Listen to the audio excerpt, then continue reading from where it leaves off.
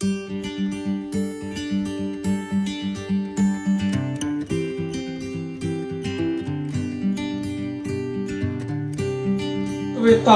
और हमारे महान गुरु डॉक्टर वाकणकर जी का ये जन्म शताब्दी वर्ष है और हमें बहुत गर्व के साथ बड़ी प्रसन्नता हो रही है इस बात को लेकर के कि हम उनके शिष्यों की एक माला में रहे हैं।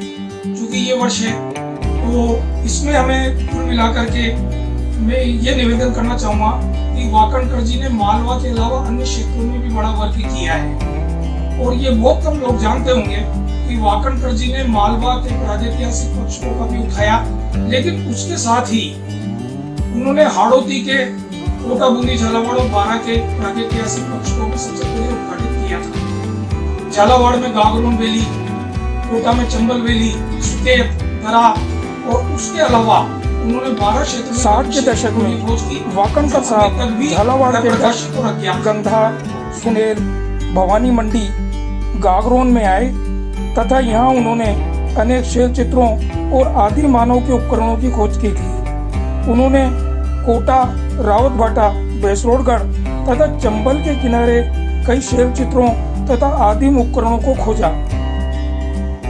बारां जिले के कामघाट, कपिलधारा, कन्यादेह, सोरसन और अनेक क्षेत्रों में उन्होंने शैल चित्र खोजे।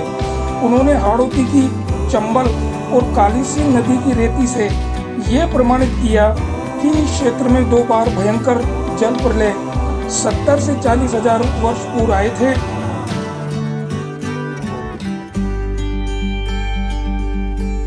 जब से वाकणकर जी का जन्म शताब्दी वर्ष आरंभ हुआ तो हमने लास्ट ईयर मई में कला समय जो हमारी भोपाल की कला पत्रिका है उसका एक पूरा अंक वाकणकर जी को समर्पित किया था।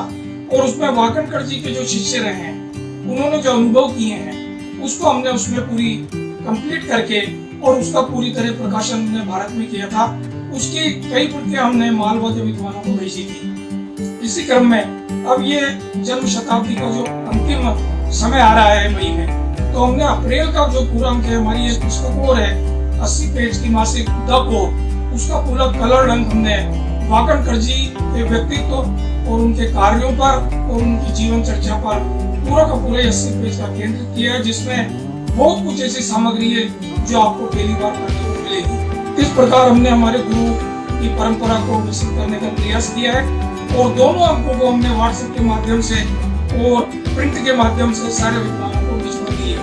मैं आप सबसे निवेदन करता हूँ कि हमारे गुरु का महान पुरातत्ववेत्ता वाकणकर जी का जो काम रुका हुआ है या जो अनपब्लिश्ड है उसको हम अल्पनाओं के माध्यम से तो हम करें ही सही जन जागरण, लेकिन आम व्यक्तियों तक वो कैसे पहुंच पाएगा, उसको पहुंचाने के लिए उनका प्रकाशन आवश्यक है। धन्यवाद। जय भारत। जय।